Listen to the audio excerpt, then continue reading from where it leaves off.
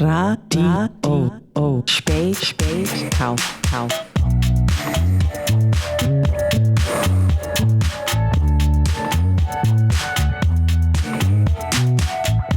Berlin news in English.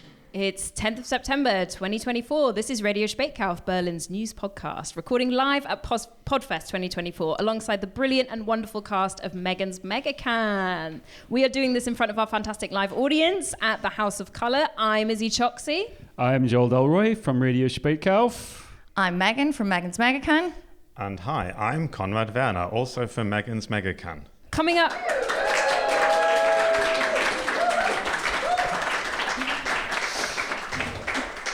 So coming up today on this special collaboration episode, we are doing a crossover talking about both Berlin and German news, blowing all your minds with the fact that we also have, at Radio Spätkauf, some knowledge of things that go on outside of the Ringbahn.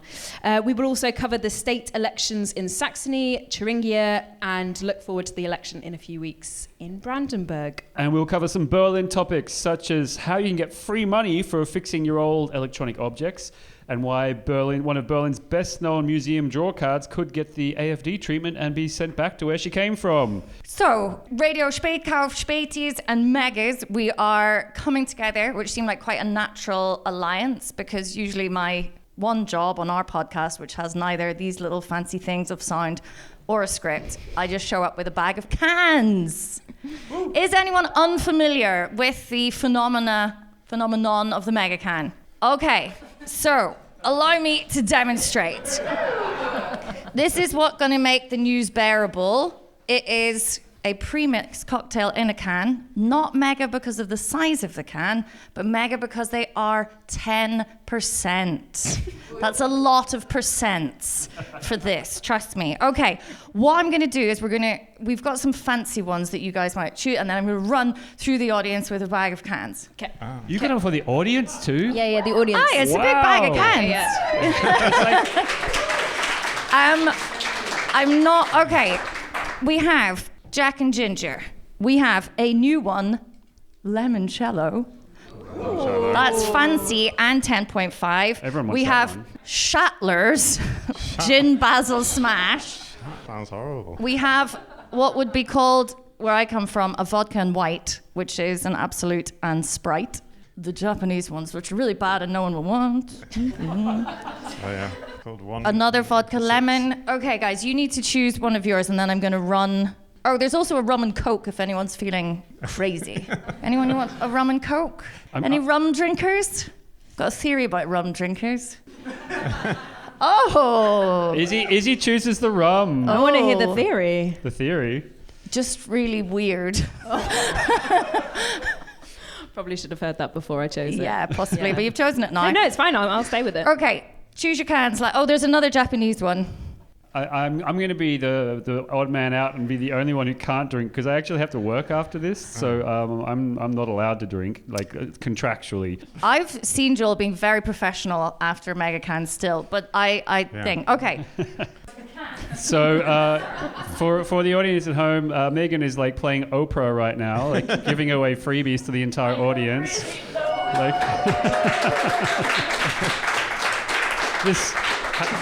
Have you got any cars to give away by any chance, Megan? Can we is there a... So just for the listeners, apparently this is brought to you by the Patreon backers of Megan's Megacan. Yeah. Another round of applause. Well, yes.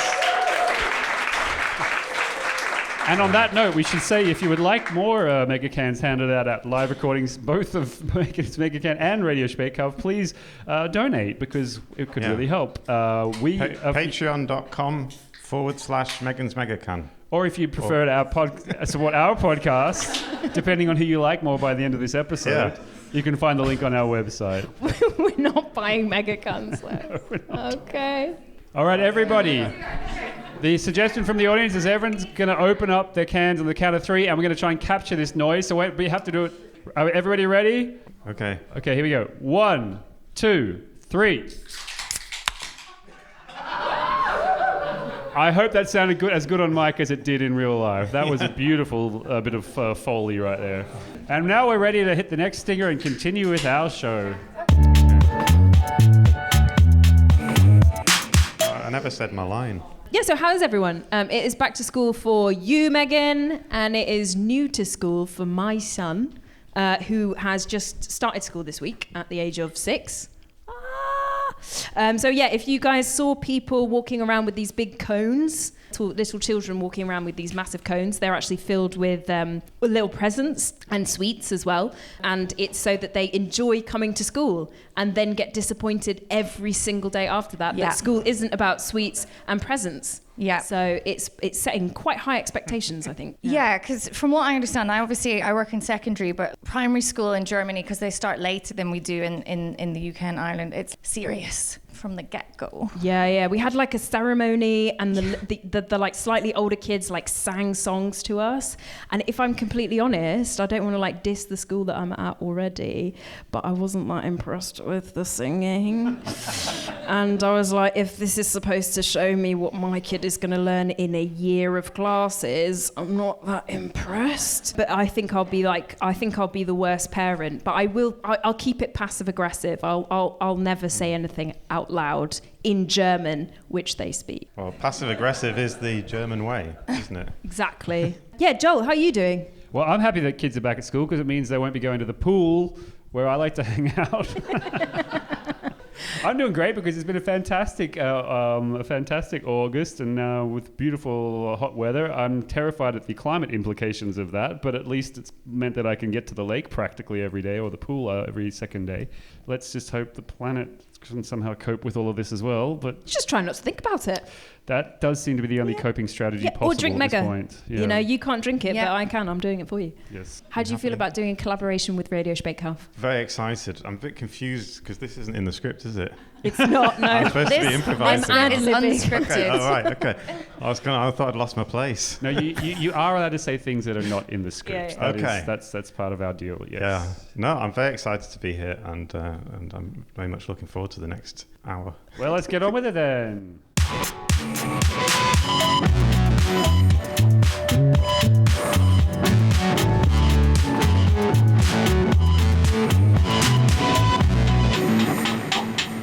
So, in news, sure to keep the easily horrified southern rich Germans out of our housing market, well, at least a few of them, last week a Turkish-German rapper known as Çağla was gunned down on the streets of Berlin's red light district.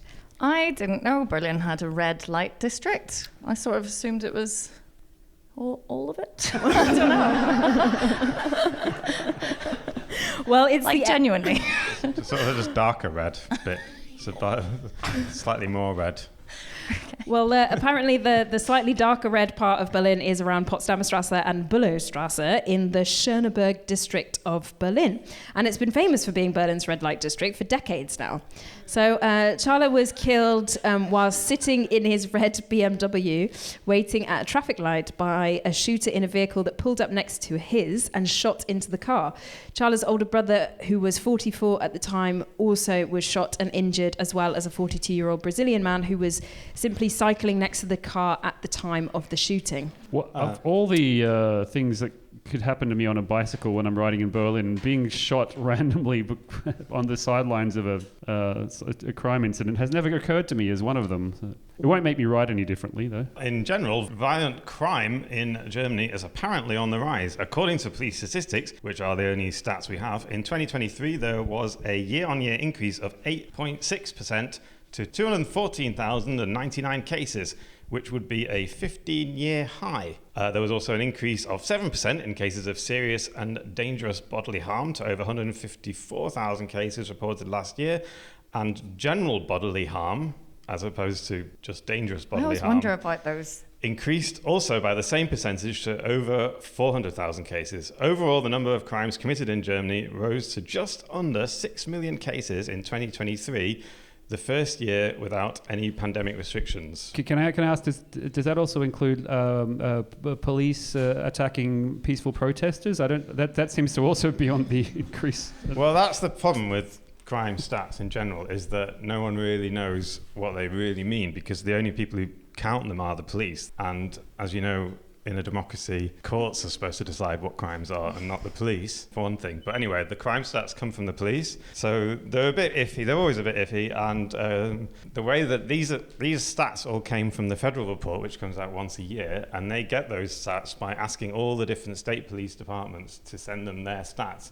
But what they don't say is that all the different state police departments count what is which type of crime differently. So it's all a bit vague. For example, this distinction between serious bodily harm and general bodily harm, that's me shrugging, by the way. For people.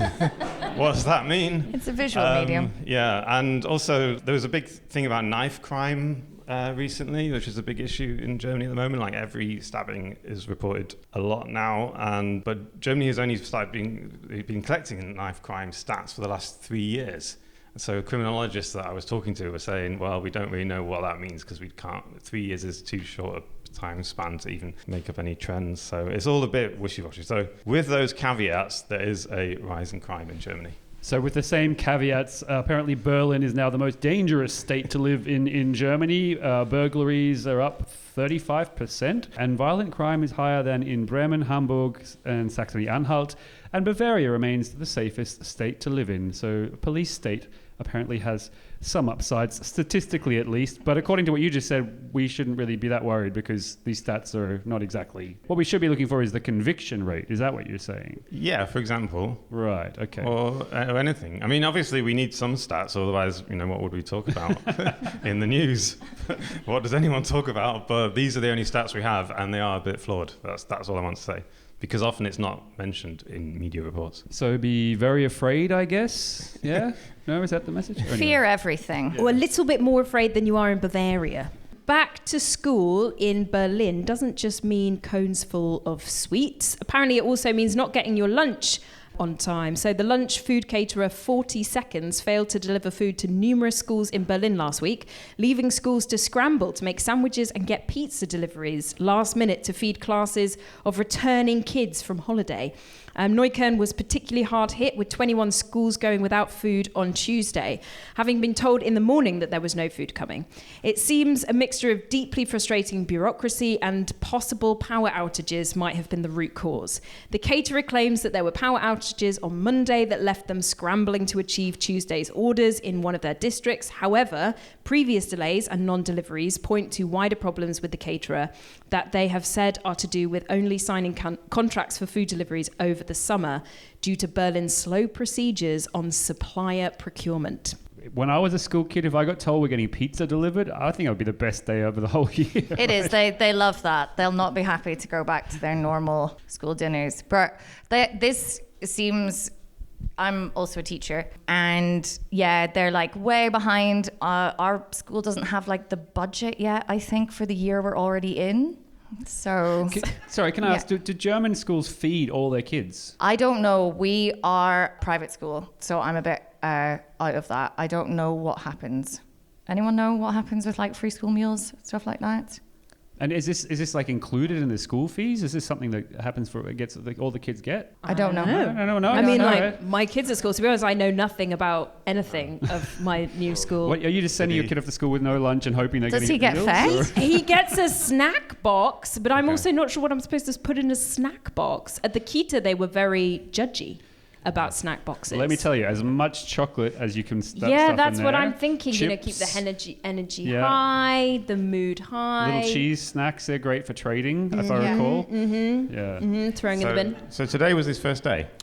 Yesterday was his first day. Yeah. Did he come home hungry? I don't want to get too into of my kid, but I mean, like, he's sort of, he doesn't really eat food. Well, he's the one kid. He's the one kid in Neukölln who's fine. He's delighted. He's like, no wasted time. Honestly, he'd be like. But yes, a bit of an issue because hungry children can't learn. But that might not matter if there's no teacher there anyway. Forget school dinners and Schultüten. What the Berlin government would really like someone to deliver to them is 695 qualified teachers. The number of unfilled posts at the start of this school year, which works out as slightly less than one per school. So it's not terrible, and it is getting better. It's down from the 1,500 that Gunther Wunsch, our education secretary and horrifyingly, Kai Wegner's official steady girlfriend. She inherited that 1,500 when she took over as education secretary. Great that these positions are being filled, but it's also worth noting that the majority of those taking these jobs do not have teaching qualifications. There's like a Quereinsteiger, lateral entry thing, which is great. And you can learn to be a teacher if you already have a degree, but that also requires a lot of support that I'm not sure Berlin is giving or able to give. They've also plugged like some of the gaps by having student teachers who do a year and a half of kind of teaching experience and things, and they've gone from 7 teaching lessons a week to 10, which doesn't sound like a lot unless you've ever taught a 45-minute lesson as a student teacher. I can see some nods, where the space-time continuum ceases to function as normal. And those extra 3 lessons a week might be enough to just like push you over the edge that you are already very close to, and we don't want any new teachers quitting. The good news is that as of next school year, wannabe teachers who might only qualify to teach one subject, if you just have a degree in one subject, you can now do that. You can become a Quereinsteiger, and you should. It's actually fine. So is this a call for people listening to maybe consider a career in teaching? Genuinely, if you're thinking about it, give me a shout. Because I think it's also a cool way that we could change some stuff in Germany. And what do you need? You need a bachelor, master's? You need a bachelor's degree. Okay. That might be a Quizzical lie. face. I only have a For the bachelor's listener. degree and a teaching qualification. I think it should be fine. But to be a state teacher in Germany, don't you need a special? So we're not going to start with that because this... All right, yeah. I think there's so many gaps being plugged. You can get work Right. as a teacher if that's what you wanted. Like there's ways in, I think. They're going to have to... How much German knowledge or what Well, that's do you why need? I was trying to avoid him saying technically you should have C2, but I think you can start with C1. Okay. Which is fine. For some people, not for others. Just saying.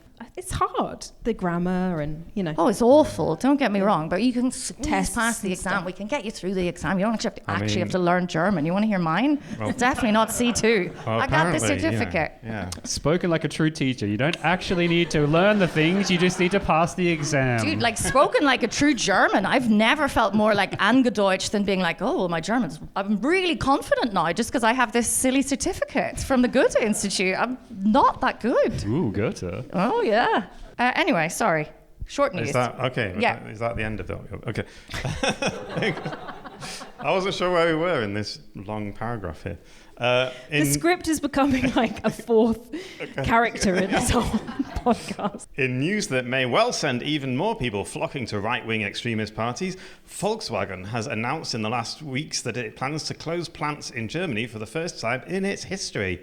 Volkswagen is struggling with demand and says it needs to close the plants to avoid billions of euros in costs that will not be made up for in sales of the vehicles, which are down year on year. This is being tied more generally to European car companies attempting to fund a switch to electric vehicles, which is mandated by an EU law outlawing the sale of combustion engine vehicles by 2035. But it's also like a clear case of a European company being way too late to the party when it comes to electric vehicles. You know, European companies are trying to compete with Chinese car companies that have the added bonus of huge government support, cheap supply, and access to raw materials far more easily. So we're kind of like again losing this race in terms of transition to affordable, mass-produced electric cars. You know, we lost the race to solar. We're losing the race when it comes to wind turbines and creating the stock of wind turbines that we need for transition.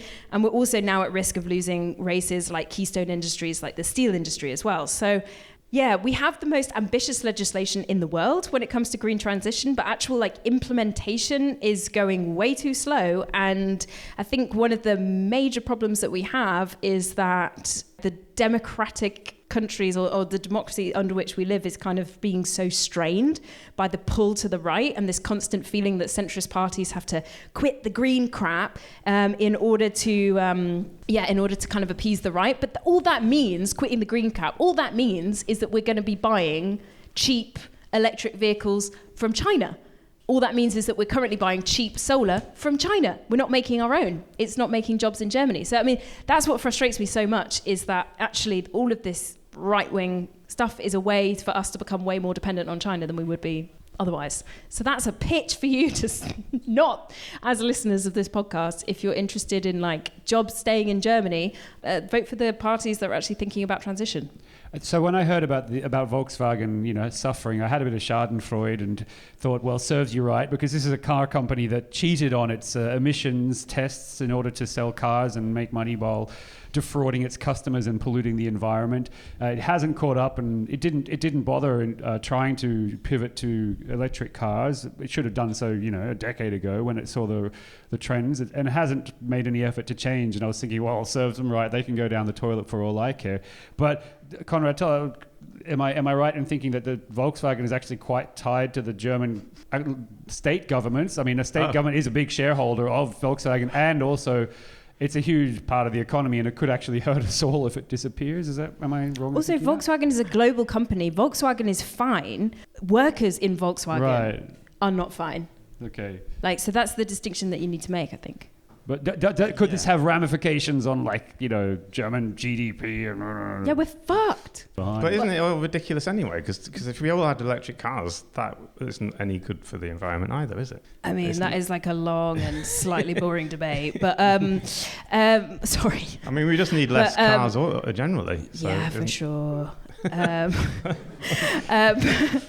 I think it's important to know Volkswagen is very connected to obviously Porsche, and the CEO of Porsche is best mates with Lindner, who's, I know he's like a super big favorite on your podcast, but they were angling for all of this e-fuels rather than electric cars, and to water down the legislation when it came to phasing out the combustion engine by 2035. They wanted instead to have this e-fuel exemption, which basically meant that car companies could carry on creating combustion engines as long as they were e-fuel ready. The idea of e-fuels is absurd. There will never be e-fuels. E-fuels are not a real thing. It's just a way for car companies to carry on. It's like when gas companies say hydrogen ready. That's not a thing either. So, I mean, it's this thing of this cat and mouse game of legislation comes. It's really bold, and it means that Europe is on the front foot, and means that, okay, we're going to get transition before anyone else, and we're going to be able to sell all of our stuff to the rest of the world.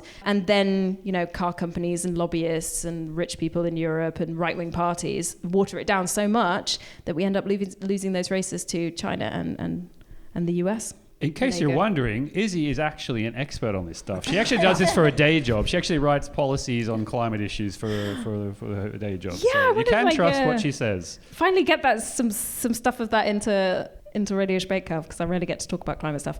But yeah, if anyone's really interested in this stuff, there's a new report that just came out from Mario Draghi. If you're kind of a bit of a policy nerd, came out 2 days ago, and it's called the Draghi Report. Oh no, 1 day ago. It's called the Draghi Report. It's kind of like a big deal. And if you want to see some really depressing news about the state of the European economy, read that, and then you'll be crying by the end of it. No, thank you. But I'd like you to summarize it for me while I have a drink, which is the arrangement I have with Konrad here about the news. Thank you. Should I move on? Yes. I'm going to do a Berlin bit now. It's Berlin Art Week. Woo! Running from 11th September to the 15th September, this is the 13th time that the city has hosted the event, which now encompasses over 100 venues with over 300 events. It's the largest annual art event for the city. This year, the organisers of Berlin Art Week have teamed up with the Berlin Art Link to create a bunch of curated tours of the festival. We will link this in the bio. Keeping very much up to the times, there are plenty of galleries showcasing Berlin was doing it cooler than anyone else was doing. In the 90s memorabilia, for instance, the photo exhibition at C&O Berlin, of a group show featuring Ostkreuz agency's photographs of post-1989 Berlin. Anyone got any Art Week plans? I need to go see some art. They give you free wine in cups, don't they? Anyone doing anything at Art Week? Any artists you can plug? No, Doesn't seem to be our demographic. No, everyone just came here for the depressing news. Continue. We didn't come here for that. Tell us something about fascism. All right. Soon enough, we'll get to that. But before we do, are you about to throw out an old malfunctioning electronic item and buy a new one? Well, before you go out and put it on the street with an ironic Zuverschenken sign, consider this. The city of Berlin will pay you up to 200 euros to repair your electronic item instead. Starting on September 17, you can apply for funding for repairs at any business or workshop or repair cafe that might do this, repair things, including the purchase of spare parts. And you'll get up to 50% of the costs covered. So the caveat is it has to cost over 75 euros in the first place. And then you only get a maximum of 200. And you apply for it after you've done the repair. And I looked at the application form, and it is a shockingly simple one-page application form asking some very basic information. I was very surprised that it was not at all bureaucratic. So I predict a wave of Corona bonus-style fraud, or alleged fraud, at least. Maybe be very careful, because everybody who applied for that Corona bonus money, some of them are still being investigated by police for alleged fraud when they were just poor freelancers. They're still dragging on these cases, yeah. They should just let it... It was a fucking plague. Super scared. And you finally gave us some money, and Volkswagen have been cheating us out of everything. We're bailing them out here, there and everywhere. If you had the get up and go to fill out one of these bloody forms, take your money. Yes, so Sorry. I agree, although there was actually some real Corona fraud, but most of it wasn't. Yeah. So this particular scheme for your electronics, you're only ever going to be able to cheat the state out of a maximum of 200 euros. So anyway. Worth it? There is only a maximum of just over €1 million in funding, and this will probably not be renewed yet next year because the city is trying to save money. So if you want to go and repair your toaster or your or whatever it is, then you should do so as quickly as you can to get that money. So if you've got a busted foot spa, now's your chance to go fix it. And I looked it up. Foot spas are on the list, a very long list of allowable electronics. If you want to get this money, you've got to go to the website of the Investitionsbank Berlin, or IBB. The IBB is also the body that is in charge of handing out money for installing solar panels on rented apartments. So we have mentioned this before on Radio Spätkauf, that tenants can apply to get up to 500 euros of funding to cover the cost of installing solar panels on your balcony. You can wrap them around the outside of your balcony. And 500 euros will often cover the entire cost. However, you need approval from your landlord to be able to do this. And up until now, landlords, including mine, because I asked, have been refusing to grant approval for this. But starting in a few weeks, in October, a new law will come into effect that means landlords cannot deny your request. You'll still need a letter from them asking for their consent, but they can't reject it. I don't know why you need a letter at all. But apparently the bureaucrats have decided that you still need a letter from the landlord saying, I begrudgingly approve your request and will now make your life hell from now on since you've gone against my wishes. Anyway, but so you can now all go out and get solar panels on your balcony, and you all should, to help and be part of the green energy transition. Unfortunately, I couldn't get any solar panels that actually fit my balcony because my balcony is weird, and you have to actually fit them on. It's a bit strange. Just out of interest, when you asked your landlord, did he give a reason why he didn't want it? Nope. Okay, just said no. I don't like it. Did you think landlords are required to tell their peons what their thought process is? No. I don't know. And lastly, in the short news section, police... Yeah, there's longer news coming. Get ready. That's the short news. Oh, blimey. So police suspect an arson attack was to blame for the fire in the parking garage of Neukölln Arkaden on Monday, the 9th of September. 12 cars standing alongside each other were set on fire on Monday, closing down the garage completely. Luckily, no one was harmed, and the fire was extinguished relatively quickly at around 10 p.m. after having been noticed originally earlier in the evening. The library on the 4th floor, for anyone who needs to give back their books after the summer holiday, is still open, but the parking garage is closed for the time being. Stinger. Great. So the big news. We did short. Now we're going to do long. What are we going to do it about? How far are we in our megas, guys? Can we have an You're going to need shout at least out? a third down. Yeah. How are we doing? Okay, good. I like this. Yeah. I like that some people also have 2 cans. One a large can of beer, and then this is what we need. It's good. Because, as I'm sure you may have seen, we have had 2 state elections in former East Germany, which have been decided in the last week or so with worrying results. In Saxony, the incumbent Ministerpräsident Martin Kretschmer's CDU won, but only by 1.3% over the AfD. The new left populist Bundesrat Wagenknecht party came third with 11.8%. It was a disaster for the Ampel parties, who altogether only secured 16.9% of the vote. This was all largely as expected. Don't know if that makes it any better or worse. I put that bit in. You did. So this is Saxony and Thuringia, which we're also going to get onto, which I just wanted to, because this was like a huge news story. It was internationally reported everywhere. Oh, it's like, oh, the Germans again, look what they're doing. And the BBC and all the American news, like, uh-oh, these Germans. America All the has a people fucking... who sent people to die to fight them the last time. Can't take your eyes off them for a minute. Or So just to 80 make you, years. so it's just some context, just to make those people, because these are quite small states, Thuringia and Saxony. Yes. The combined electorates of both, I counted it, is less than 5 million. Lower Saxony, by comparison, which is a huge state which no one ever really cares about. It's the state where Volkswagen is, for example. It's a huge state that has 6 million voters. The biggest state is North Rhine-Westphalia, which has 12 million voters.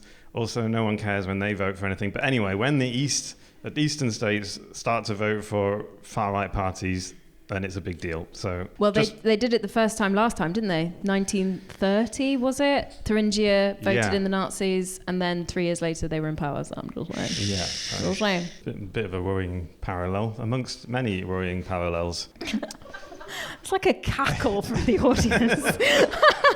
Do you ever, I was just thinking, like, when they do the bit at the beginning of the dystopian thing and they're like, look at these silly podcasters joking about this. Oh, like the mashup of all the media at the beginning of the dystopian nightmare film. Yeah, we will be part of the historical record. That's We will. Looking Cut like to 5 years clowns. later, Yeah. emaciated faces behind some mesh. If you want some regional Thuringian politics, because in Thuringia is the most of like a clusterfuck of a state, because even CDU, the BSW, which is the Bundesrat Wagenknecht, the new sort of left-wing populist party, and the SPD, even those 3 together couldn't make a majority without, because they've all said they won't do a coalition with the AfD, so it's like really complicated to make coalitions. So then it's like a whole big issue about whether they should do a coalition with the Linke, which still is fairly strong in Thuringia, because they have a pretty popular state premier for the last few years, Bodo Ramelow. But of course, the CDU says they don't want to get into a coalition with the Linke. They'd much prefer to do a coalition with the BSW, the Bundesrat Wagenknecht. And Sarah Wagenknecht is was actually a card-carrying communist. And it has been recently uncovered that several of the leading members of the BSW, who were former Linke, were also Stasi members. So you'd think that the CDU would be like, nah, don't like them, but no, we're going to have to. They're going to have to do a coalition with them, which is a bit. I weird. think it also tells you kind of everything you need to know about BSW, right? I mean, I don't like the term like left-wing populist. It's more like socially conservative economic populist, I think is like probably a much more accurate way of explaining them, because they're not left. I mean, She's just going to stand for whatever gets her into... She terrifies me on like a visceral level. Like I can't even... she's a nightmare. So why is it that the CDU makes that distinction? They're both parties of the left, and they're both... Is it just because the CDU's gone for so many years going, oh, we can't join up with the left, and now they've got like this other left party, like, oh, we'll join with them because we haven't said we won't before. Basically, yeah. They just box themselves into a corner. That's Okay.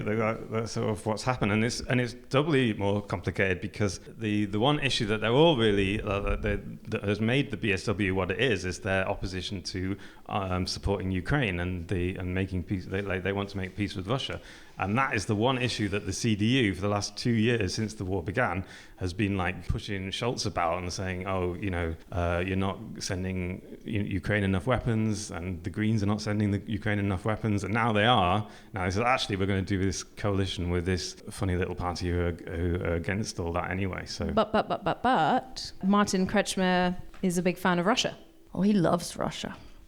Loves it. Yeah, he's So- there. Who is he? Where is he? I'm getting confused now. He's in Saxon. yeah, he's the state premier. But he's been Saxon. banging on about how they need to stop and like just talk to Putin. Like, have you tried just talking to him? Well, have you? In fairness, no. But I'm not sure Martin has either, to be honest, because Putin would be like, fuck off, you little squirt.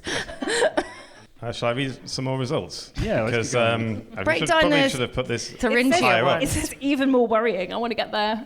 Yeah. Even more worrying, however, were the results in Thuringia, where the AfD won 32.8% of the votes. That's 9.2 points higher than the next party, which was the CDU, on 23.6.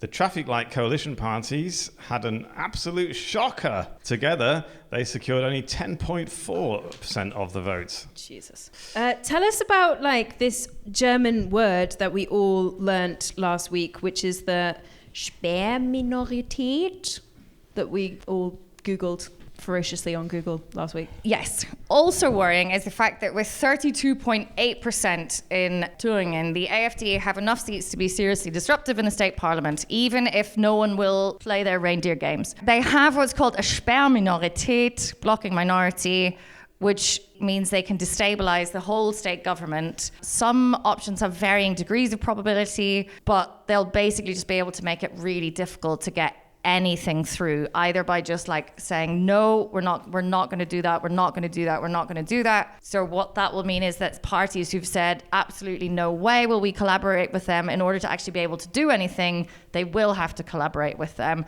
and thus the AfD will have an influence. In the chilling words of the Mitteldeutscher Rundfunk, governing Thuringia is not possible with or without the AfD, which means that the AfD can drive Thuringia to the brink of ungovernability. It's all they'll just Take be, another's way. they'll be just like crazy people That's running another. around the streets, which they Just be probably a are. nightmare. Yeah, so basically the Sperrminorität, it means more than a third of the seats in Parliament, and which is what the AfD have comfortably got. They've got 32 out of 88, and that means that they can block anything that requires a 2/3 majority in the Thuringian Parliament, which would include dissolving the Parliament to call another election, changing the Thuringian constitution, electing constitutional court judges, and electing the president of something called the Landesrechnungshof, which is basically the state's official audit office. I don't know why I did that. It's really boring. Maybe it'd be interesting for you. But no, I The think audit it's office. not boring. But but the Landesrechnungshof, I mean, who knows what that is? But yeah, anyway, that is important because these are posts that need to be filled for the government to function. And there's an issue with the Constitutional Court as well. Yeah, so that's something different. This is all like kind of a lesson for the whole of Germany, because internationally we've seen what happens when right-wing populists come to power, especially in Poland and in Hungary. We've had these issues where these kinds of parties come to power. Like in Poland, it's the PIS party. And one of the first things they did was like undermine the independence of the Constitutional Court. And now, with the AfD having this success in Germany, there's every chance that they could have a similar sort of vote share in the next election, which is only a year away, 2025, and then they could start undermining the Constitutional Court, because we've seen that already happen in Poland and Hungary. And so now what is already underway in Germany is that the other parties that are not the AfD are kind of bringing in a package of measures to kind of safeguard the Constitutional Court, which would be really important. How is this not already a thing? Well, Like your whole country is built on this like never again embedded in the Grundgesetz. Like, so the Constitutional Court, they could basically help appoint judges or block the appointment of judges. Is that what they could do there? Right. Or they could say, instead of whatever it is now, I think 12 judges, they could say, in this case we'll have 20 judges, and we will the Parliament can choose them, and then they could pack the Parliament with like AFD-friendly judges. I mean, things like that could happen if they don't change the rules, which they're doing now, hopefully. Well, I've got to say, I don't think the Constitutional Court could get any worse, but maybe it could. But this is the Constitutional Court. Knock on that wood there, Joel. Yes, sure. You want to touch it? Uh-huh. Just to say that the Constitutional Court of Germany is the same court that destroyed the Berlin Mietendeckel, which was, if you all recall, from our spin-off called Rent Freeze so long ago, I can't even remember. But there was this magical period where there looked like we could have 5 years of no more rent increases. But the Constitutional Court ruled that was not constitutional, although there were plenty of legal experts who disagreed with that. It was not a fait accompli that they had to rule that way. They just decided to. It's also the Constitutional Court that ruled that Germany could not spend 60 billion euros on climate change mitigation. It couldn't use this money that had been allocated for the corona pandemic to then roll over and use it for the climate change purposes, which left this huge hole in the budget, which meant that every department had to cut money, and it was a big disaster last year. So thanks Constitutional Court for those decisions. Let's see how much worse it could get once the AfD gets to start appointing them or blocking the There's the an judges. irony, isn't it, that those decisions have kind of, I mean, not specifically, I don't want to blame the Constitutional Court for everything, but like this squeeze and squeeze and squeeze on people's living standards and people's sense of like hope and investment in the society that they live in, and ability to like live in an affordable apartment, and ability to kind of look forward to a transformation that is actually well funded and includes like jobs for Germans, kind of it's sort of like all of these decisions over the course of the last, I guess, like 16 years or so, 20 years worth of like lack of investment, they've kind of led us here. There's an irony to that these institutions are now being undermined. That's a very good point, because one of the worrying statistics coming from these eastern states that have got these really high numbers for the AfD is how many, like one of the huge gains that the AfD made were in the 16 to 24 range.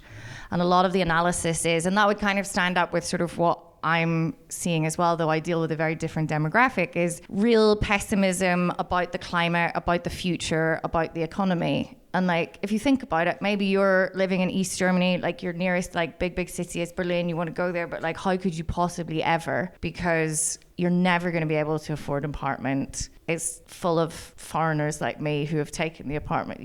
Like it is, that's a... Let's not tell them about the Draghi report, okay? No, keep that away from your teens, everybody. Lock it up. Yeah.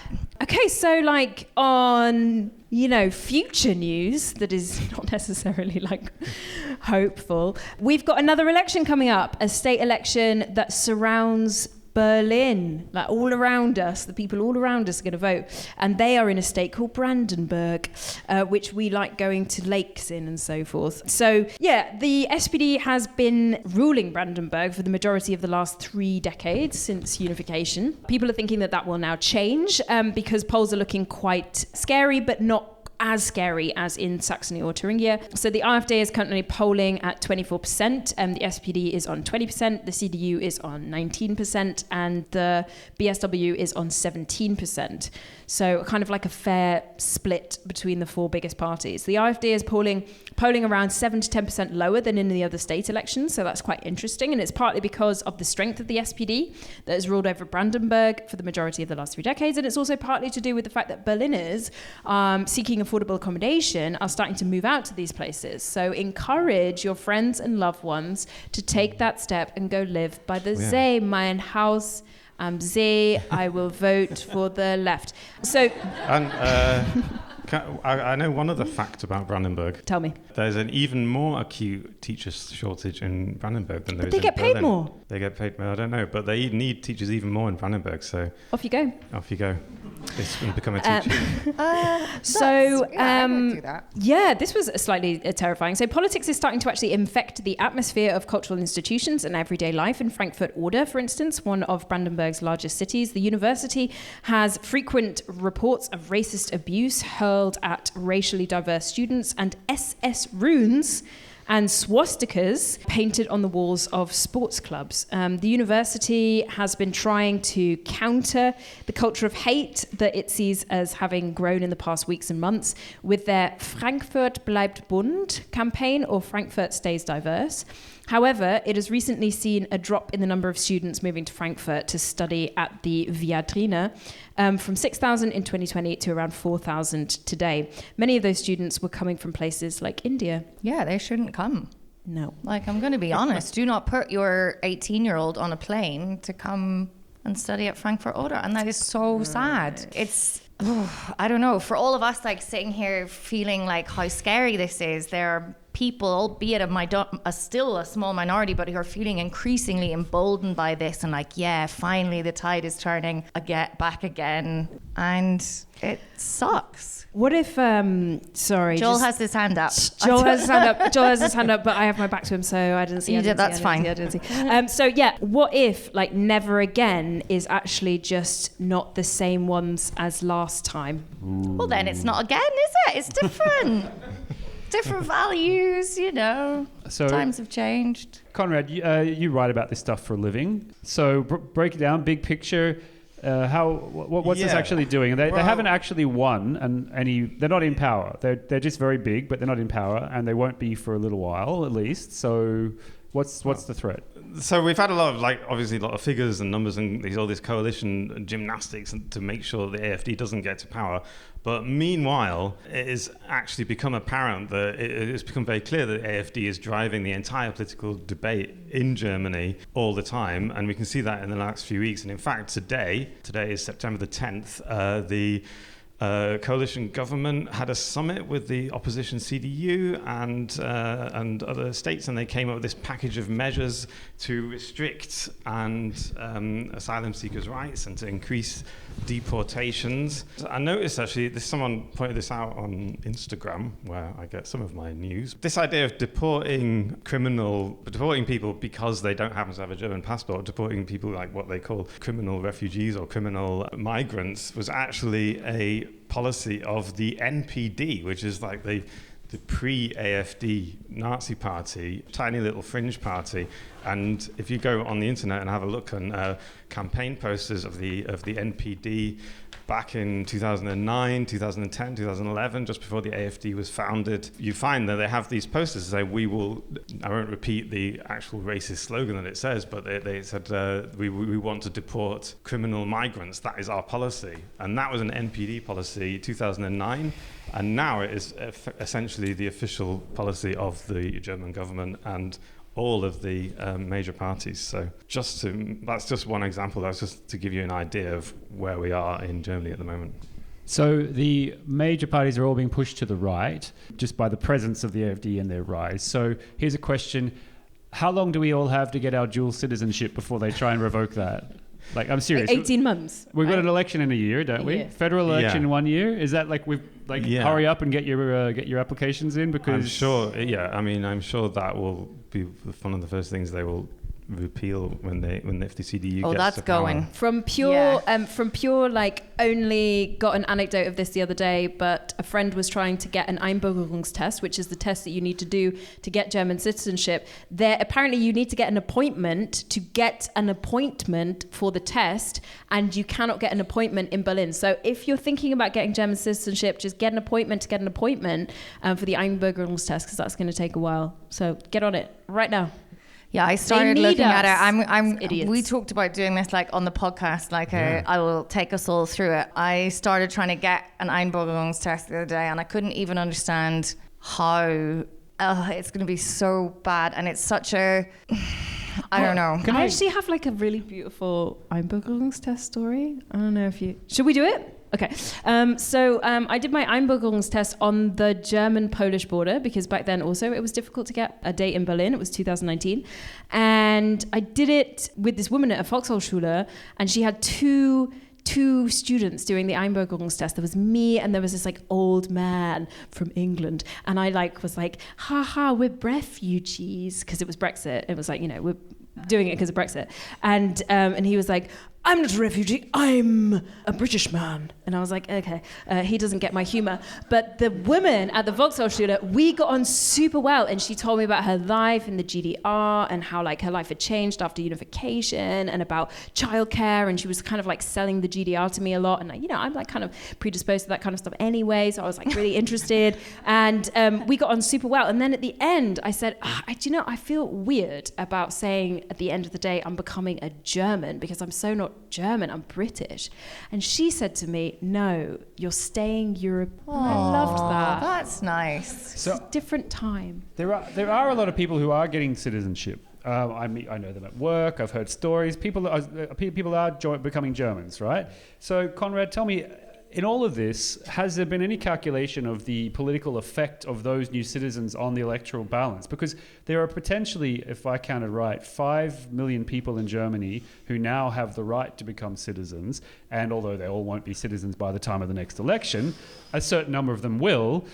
And surely that's a vote out there that some party could chase. And is that going to change the calculations? And has anyone actually calculated that? Not that I'm aware of, but yeah, I totally agree. I think that is something that people that hopefully will change the balance of the elections in general, yeah. Because that's a lot of people if they can all get their citizenship. Is that going to somehow counter the rise of the AfD? Can we actually... And also, is there any party that's actually speaking to these new Germans? Because these new Germans are from a diverse backgrounds, but many of them also are going to be conservative migrants, right? And if the conservative parties are going hard right, like anti-migrant, who's speaking to the conservative migrants who are looking for a party to vote for?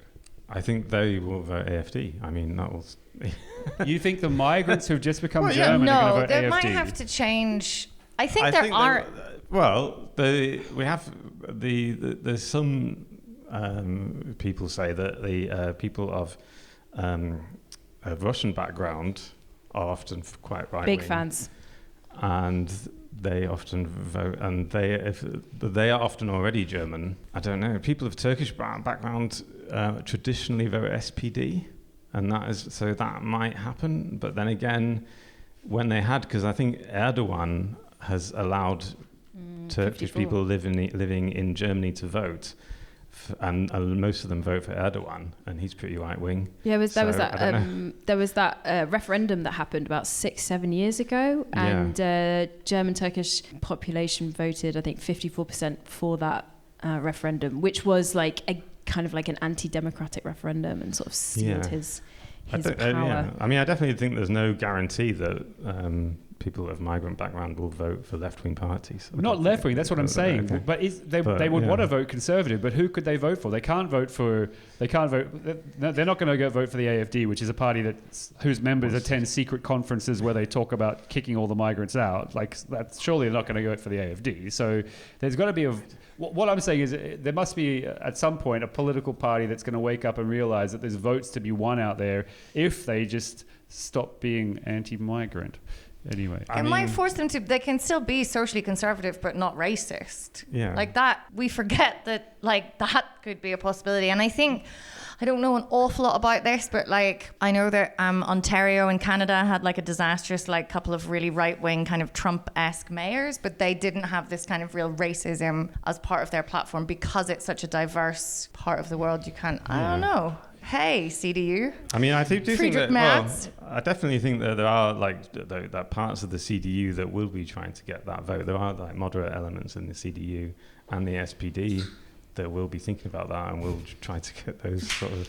That is. I salute that second can. There's really just for the listeners at home. That is a late stage mega opening. How did it take you this long? No, I'm hoping it's the second one. Yeah, well done. I just mentioned people of migrant background voting for the CDU, and someone opened another Megacan. Just like, oh God, here we go.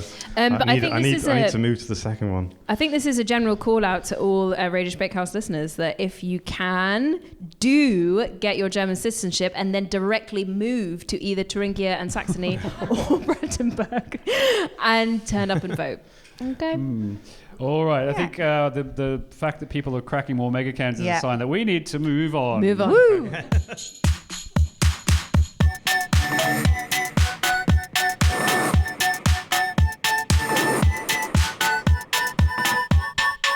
Well, on the topic of right-wing proposals to send foreigners back to where they came from, Berlin is fighting to keep one of its most famous migrants in the city, despite the demands that she should be sent back. We're talking about the bust of Nefertiti, the haunting statue of the head of an Egyptian queen. It is the main draw card of the Neues Museum. Has anyone been to see Nefertiti? Yes. Yes, okay, I have. It's very striking when you walk in the room there and you see it so beautifully lit, and it's one eye, follows you around the room. The bust was taken by a German archaeological team in 1912 from Egypt, and now Egypt's former Minister of Antiquities, Zahi Hawass, has started a petition calling on Germany to return the bust of Nefertiti. Now, it's not actually the first time he has done this. He did so, he made the same demands back in 2009 and 2011. He keeps going on about it because it hasn't gone back. I've got a story about this from history. So so it's really funny how the apparently, because they had a deal. So what happened was, like 100 years ago, all these German archaeologists went over there, and it was all funded by the Kaiser, and they kind of sent and they dug up all this stuff. But they had an agreement saying, "Oh, you can take some of the stuff, but not the really special stuff." And I mean, it might have been a bit more precise than that, but so it was along those lines. Apparently, someone just put the Nefertiti bust in just this other box while no one was looking, and said, "I would just put it's in one of these boxes." And like the Egyptian officials were like, I think we call that stealing for people who aren't white. Yeah. And then in Nazi Germany, I believe it was one of the big Nazis, Goering. I think it was Goering. He made a deal with Egypt. They were going to return, the Nazis were going to return it, and Hitler vetoed it personally. Hitler personally vetoed the return of the Nefertiti, according to this podcast that I recently listened to. Yeah. Where does James Simon come into it? Because he had the Nefertiti at some point as well, and now he's got a whole wing of the museum dedicated to him. Who's James Simon? He was this huge benefactor of Museum Insel, and also like someone who donated a lot of artifacts. I think he was a very, very wealthy man who collected a lot of artifacts and then gave them to... It was like 1920, and he gave it to the city of Berlin, and now he has his own wing of the museum, the James Simon Gallery. Wow. Well, the script that you have in front of you right. repeats So, part of what Ben already told us, but still. Oh, sorry. Well, why say it again? Oh, I didn't see that. If I'd known that, I wouldn't have said it. Sorry. I hadn't turned the page yet. Okay, so the museum says Nefertiti was taken legally under an agreement with the state of Egypt. It rejected previous requests it's quite difficult after nearly a whole mega. This is why you don't write This is why scripts. we don't have a fucking script. This is a nightmare. So there are also attempts to return the famous Pergamon altar to Turkey. To its credit, Germany has sent back some of its Benin bronzes to Nigeria. And what would Berlin do with all of its museum space if it did the right thing and sent objects back to where they came from? Good question. More space for, I don't know, pop-up art or, I don't know, parties or something? Or like photo exhibitions of like when Berlin was like the coolest place in the world in the 90s and like everything was better then. The brief period of time between the two waves of fascism. Radio Spätkauf. So to end with, and after all that heavy political news, I thought we should talk about some good things that are going on. Tell us, Berlin. Joel. Please, God. And this is complete random observation from my last month of being back here, and all the nice things that I think have changed about Berlin. So one thing is I saw my first U-Bahn carriage completely decked out with the new seat pattern. Has anyone seen a train with all the seats changed with the new seat pattern yet? They're beautiful. It's like I like it. It's controversial. Can we have a show of hands who likes it, the new one? That is zero hands. No one likes That's just them. you and me, Joel. Next news item. Well, okay, it's not as good as the old one, Urban Jungle, but it's better than the intermediate one, which was that kind of grey boxy thing. So we've gone like it's a step. It's better than what was on the trains, and it's kind of got this yellow hue to it, and the whole train kind of lights up with all the seats. I like it. You're just talking to me. You're preaching to the choir here. We've got to work on this. Lot. And that's all the good news. That's all the good news. No. Sorry it was shit and you already hated it. More good things I've discovered about Berlin, also on public transport. The Ringbahn trains, the new trains running around the Ringbahn that, they started rolling them out a while ago, but now it's pretty much every service on the Ringbahn is one of the new trains, and they're air conditioned. It's fantastic. That's a good thing. That's a good thing. Yes, I've been there. So. Also, there's more ice cream shops in Berlin than ever before, and they're actually good. And they're really good, and some of them even stay open after 10 p.m., which is fantastic for me because for some reason I only get the urge to eat ice cream at like 10:35 by the time most of them have closed. But I have found some that stay open late. It's awesome. Right, great. Late night ice cream. Yes. And then another fun new thing that I've noticed, there's a new slackline high ropes course built in Tempelhof. Are we pausing to point out that this is like panpipe music playing? Is someone trying to tell us we've been going on for too long? It's like that bit in the Oscars when the speech has been going on for too long. Here we go. Oh, hello. This is a surprise edition. Ladies and gentlemen, we have some musicians who walked into the room. Here's your microphone.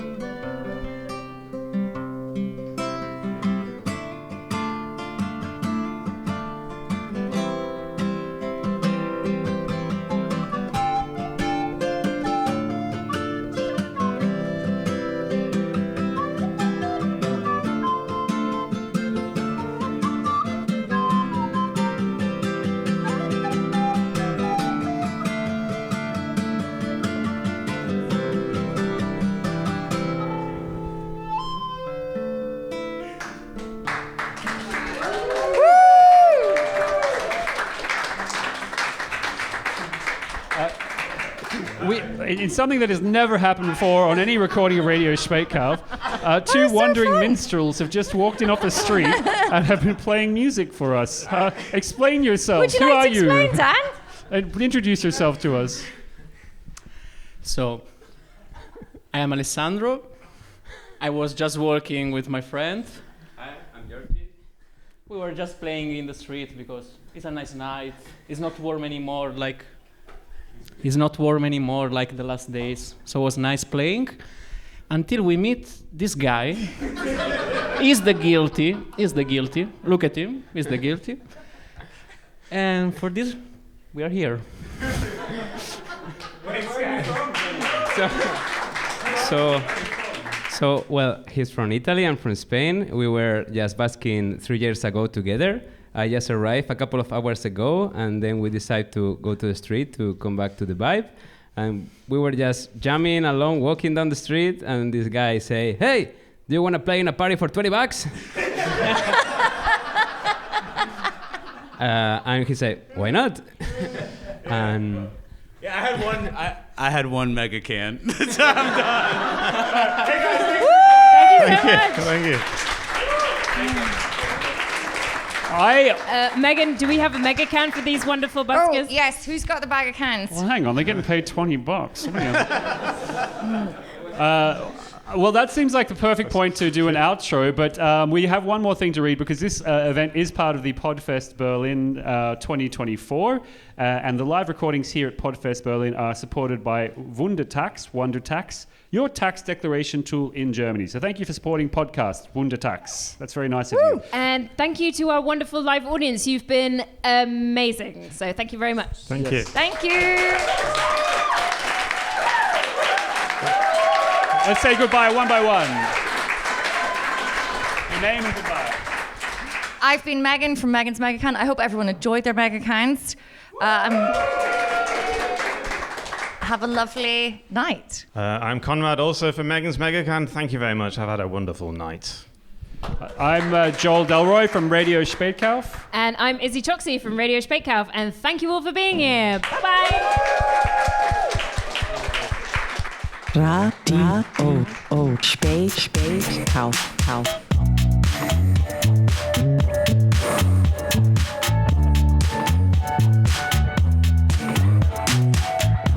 Berlin news in English.